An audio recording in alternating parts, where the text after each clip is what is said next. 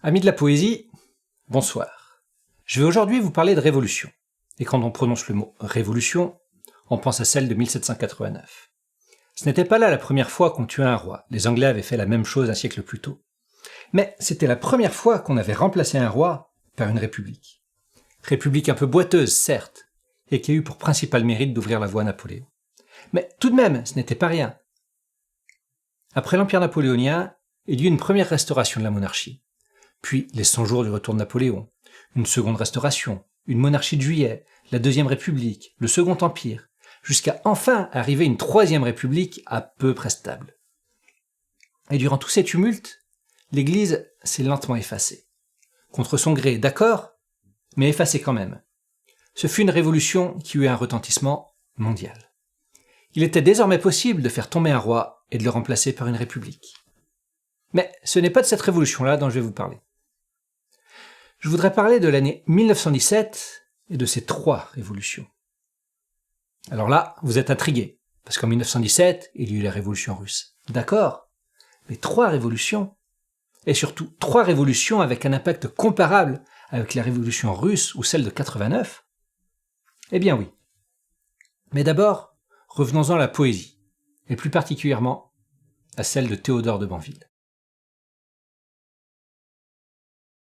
La poésie française a eu ses grands maîtres dont les noms résonnent encore aujourd'hui. Ce sont les Baudelaire, les Ronsard, les Lamartine, les Hugo, les Aragon. Mais elle a eu aussi ses seconds couteaux, dont les noms sont aujourd'hui drapés d'un voile opaque. Je pense à Laurent Théiade, à Sully Prudhomme, à Frédéric Plessis, Albert Merat, Hérédia, et 1000 autres encore. Théodore de Banville était un poète majeur de son époque. C'est par exemple à lui que le jeune Rimbaud avait envoyé ses premières poésies, espérant les faire publier dans ce Parnasse contemporain que dirigeait ce même Théodore de Banville. Il est surprenant que son nom se soit effacé de la liste des grands et qu'il ne soit pas enseigné au collège ou au lycée. Mais je ne vais pas me lancer à critiquer une nouvelle fois l'éducation nationale. Théodore de Banville a notamment publié un recueil qui m'a beaucoup frappé, qui s'appelle « Les princesses », et dont la première phrase de l'introduction au lecteur est la suivante. Ainsi, j'ai tenté la folle entreprise d'évoquer en vains sonnets les images de ces grandes princesses aux lèvres de pourpre et aux prunelles mystérieuses, qui ont été, à travers les âges, le désir et les délices de tout genre humain, ayant gardé ce privilège d'être adorées comme déesses et aimées d'amour, alors que les siècles ont dispersé les derniers restes de la poussière, qui fut celle de leur corps superbe. Vous vous souvenez de ces professeurs qui vous disaient de ne pas faire de phrases trop longues ? Ils n'avaient probablement pas lu Banville. Mais j'ai dit qu'aujourd'hui, je ne dirais pas de mal de l'éducation nationale. Dans ce recueil, il parle notamment de la reine Hérodiade, la femme d'Hérode Antipas, roi de Judée, sur laquelle Banville a écrit un sonnet qui se présente ainsi. Ses yeux sont transparents comme l'eau du Jourdain. Elle a de lourds colliers et des pendants d'oreilles. Elle est plus douce à voir que le raisin des treilles, et la rose des bois a peur de son dédain. Elle rit et folâtre avec un air badin, laissant de sa jeunesse éclater les merveilles. Sa lèvre est écarlate, et ses dents sont pareilles pour la blancheur, au lys orgueilleux du jardin. Voyez-la venir, la jeune reine. Un petit page noir tient sa robe qui traîne en flots voluptueux le long du corridor. Sur ses doigts, le rubis, le saphir, l'améthyste font resplendir leurs fleux charmants. Dans un plat d'or, elle porte le chef sanglant de Jean-Baptiste. Mais je vous l'ai lu par simple plaisir poétique. Ce n'est pas ce poème-là que je souhaite vous présenter aujourd'hui, même s'il est bien sûr lié. Je trouve l'histoire d'Hérodiade, de Salomé et de Jean-Baptiste fascinante. Et c'est probablement l'un des événements narrés dans la Bible qui a le plus marqué les auteurs romantiques. Bon, la chute de Lucifer a sûrement encore plus marqué les esprits, mais cette chute est racontée dans le livre d'Hénoch. Et le livre d'Hénoch est apocryphe. Il ne fait pas partie de la Bible. Donc, dans les évangiles synoptiques, on nous parle d'un prophète, un certain Jean, qui est connu en Judée d'une part pour avoir annoncé la venue du Christ, mais en plus de ça, pour l'avoir baptisé dans l'eau du Jourdain. Oui, ce Jean, c'est Jean le Baptiste. Pendant ce temps, au palais royal, le roi Hérode Antipas épousa Hérodiade, sauf qu'Hérodiade était déjà mariée au frère d'Hérode. Ça faisait donc mauvais genre. Aussi, chaque fois qu'avec son carrosse elle passait devant Jean le Baptiste, celui-ci lui faisait savoir avec des mots pas toujours très délicat, qu'elle était une traînée.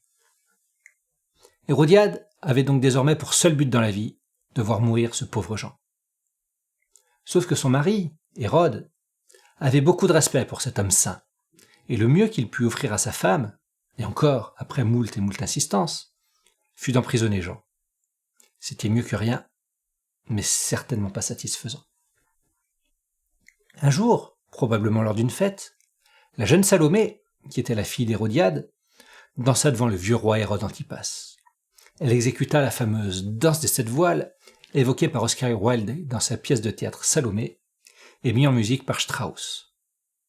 On voit dans cet extrait du film Le Roi des Rois, Brigitte Boslen interpréter cette danse. Ce qui est amusant, c'est que ce nom de danse des 7 voiles n'apparaît nulle part dans la Bible. Tant Marc que Matthieu ne nous parlent que d'une danse, certes voluptueuse, mais sans plus de précision. Toujours est-il que le vieux roi Hérode, complètement charmé par la jeune Salomé, était prêt à lui offrir ce qu'elle voulait. Je vous cite l'Évangile selon Marc, traduit par le maître de Sacy.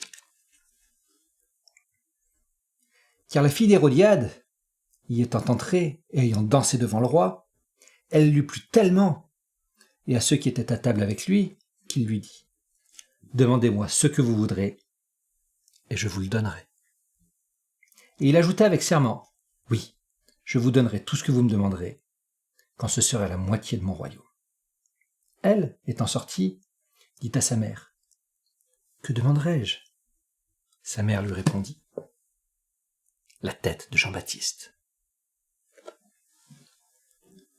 Le pauvre roi Hérode ne put faire marche arrière, et on offrit à la jeune Salomé le chef de Jean-Baptiste dans un plat d'argent. Mallarmé, dans son long poème Hérodiade, parle en réalité de Salomé, mais il préférait la sonorité du prénom Hérodiade, et je le comprends. Apollinaire a lui aussi écrit un poème sur Salomé, de même que Jean Lorrain, Jules Laforgue ou Arsène Houssaye. Évoquons aussi la pièce de Wilde ou la nouvelle de Flaubert. Et je ne parlerai pas des peintures de Moreau ou de Regnault. C'est aujourd'hui Banville qui nous intéresse, et son poème Salomé, tiré de ses rimes dorées. Salomé, déjà près d'accomplir son dessein, sous ses riches paillons et ses robes fleuries, songeait, l'œil enchanté par les orfèvreries, du riant coutelas vermeil et du bassin. Sa chevelure éparse et tombant sur son sein, la danseuse au front brun parmi ses rêveries, regardait le soleil mettre des pierreries dans les caprices d'or aux fantasques dessins. Mêlant la chrysoprase et son fauve incendie au saphir où le ciel azuré s'irradie, et le sang des rubis aux pleurs du diamant. Comme c'est votre joie, ô fragile poupée, car vous avez toujours aimé, naïvement, les joujoux flamboyants et les têtes coupées. La Salomé que nous présente Banville est sensiblement différente de celle de la Bible. Dans la Bible, Salomé est innocente, danse pour le seul amour de l'art. Et c'est cette sincérité, cette pureté de la démarche qui séduit le roi Hérode. Banville, au contraire, nous présente une Salomé assoiffée de sang, l'œil enchanté par le coutelas et le bassin d'argent. Plus encore, les 2 strophes centrales nous parlent essentiellement des reflets du soleil dans les ornements du coutelas. Et de conclure que de toute manière, les femmes ont toujours aimé les belles lames et les têtes tranchées. À travers Banville, on ne voit plus une jeune fille innocente, mais une demoiselle qui a le goût du sang. Ça ne rend étrangement Salomé que plus désirable. La danse des 7 voiles pousse à son paroxysme de perfection dans le seul but de voir le sang couler. L'exaltation de la sensualité féminine par le sanglant. Baudelaire l'aurait certainement amené différemment, mais le thème reste très baudelairien. Maintenant, faisons comme Mallarmé et amalgamons Hérodiade et Salomé. Imaginons une Salomé qui danse par pure vengeance. On perd de cette gratuité de la démarche artistique. La danse n'est plus une fin, elle devient un moyen. Un peu comme André Breton nous le disait dans son manifeste du surréalisme. Il le formule encore différemment dans son discours au Congrès des écrivains de 1935. « Transformer le monde », a dit Marx. « Changer la vie », a dit Rimbaud. Ces 2 mots d'ordre, pour nous, n'en font qu'un. Ces références à Marx et à Rimbaud ont été un peu le fondement du surréalisme. Plus que changer la vie, Rimbaud voulait changer la poésie, la repenser, la réinventer, lui donnait profondeur et mystique. Quant à Marx, transformer le monde me semble assez bien résumer sa pensée globale. Ce mot d'ordre, transformer le monde, est tiré de sa 11e thèse de Feuerbach. Les philosophes n'ont fait qu'interpréter diversement le monde. Ce qui importe, c'est de le transformer. Marx veut prendre ses distances avec une philosophie allemande très contemplative, dirons-nous, pour passer aux actes, reprendre pied dans la réalité et agir sur elle. André Breton le formule de façon plus dure encore. L'axe surréaliste le plus simple consiste, revolver au poing, à descendre dans la rue et à tirer au hasard, tant qu'on peut, dans la foule. Le surréalisme, via son inspiration marxiste, a donc pour objectif d'arrêter la masturbation intellectuelle pour passer à l'action, au concret. On peut comprendre que Breton se soit retrouvé dans les revendications communistes de son temps. Ce qui est plus surprenant en revanche, c'est sa référence à Rimbaud. Changer la vie vient du premier délire, la Vierge folle, dans une saison en enfer, où il est question d'une Vierge folle et de l'impôt infernal. À côté de son cher corps endormi, que d'heures des nuits j'ai veillé, cherchant pourquoi il voulait tant s'évader de la réalité. Jamais homme n'eut pareil vœu. Je reconnaissais, sans craindre pour lui, qu'il pouvait être un sérieux danger pour la société. Il a peut-être des secrets pour changer la vie? Non, il ne fait qu'en chercher, me répliquai-je. Ce « changer la vie », mis en italique par l'auteur, laisse penser que ce n'est pas là le mot du narrateur, mais celui de l'époux infernal. Peut-on donc vraiment extraire ce « changer la vie » hors de son contexte pour en faire un mot d'ordre et se réclamer de Rimbaud? Ça me semble quelque peu excessif, mais est-ce plus excessif que de descendre dans la rue et tirer au hasard? Il en reste que si l'art a toujours été d'une façon ou d'une autre politique, que ce soit à travers les œuvres religieuses, les œuvres satiriques ou humanistes, si l'art a toujours été politique, les surréalistes lui ont fait prendre un tournant profondément militant, dont l'art a aujourd'hui encore du mal à se libérer. André Breton est entré au Parti communiste en 1927, entraînant avec lui nombre de ses camarades artistes. Mais dès 1935, il rompt avec le parti. À l'inverse, les poètes Paul Éluard et Louis Aragon demeurent fidèles à l'engagement et aux communistes. Aujourd'hui, un siècle plus tard, le communisme en tant que tel tient plus d'une idéologie empreinte de justice et d'égalitarisme que d'un réel parti centralisé et internationalisé. Mais les combats qui en découlent, que sont l'antiracisme, la lutte contre l'homophobie, le féminisme, l'inclusivité tout azimut, l'égalité de chacun et mille autres choses encore, tous ces combats prennent corps dans la création artistique actuelle. Parler d'art engagé a une connotation positive, ce parfois au détriment d'un art plus neutre, plus contemplatif, mais qui, moins revendicatif, reste, je pense, tout autant capable de changer la vie et même de transformer le monde. Mais quel rapport avec nos 3 révolutions, me direz-vous? Revenons-y. À l'aube du XXe siècle, la Russie tsariste, avec un gros retard industriel, qu'en quelques années elle a rattrapé, créant de fait une forte masse prolétaire, masse concentrée dans quelques grosses villes, et surtout, masse vivant mal cette transition rapide entre paysannerie proche de la terre et industrie matérialiste vide de sens. De plus, cette transformation de la société provoqua l'enrichissement rapide de certains et créa du ressentiment. Lors de la Première Guerre mondiale, l'industrie russe nouvellement née est encore trop boiteuse, trop sous-développée pour réellement soutenir l'effort de guerre. Et après quelques victoires initiales, ce fut bien vite défaite sur défaite qu'essuyait la Russie tsariste. Les pertes humaines furent terribles, près de 2 millions de morts et quelques 6 millions de blessés. Nous arrivons en février 1917. Hiver rude, certains diront hiver russe. Pénurie alimentaire, lassitude face à la guerre. Je ne vais pas refaire l'histoire de la révolution russe, mais cela nous amène le 2 mars à l'abdication du tsar Nicolas II, puis plusieurs gouvernements provisoires, à la prise de pouvoir par les bolcheviks en octobre 1917, ce que l'écrivain Jules Romain voit comme la grande lueur à l'Est, et François Furet comme le charme universel d'octobre.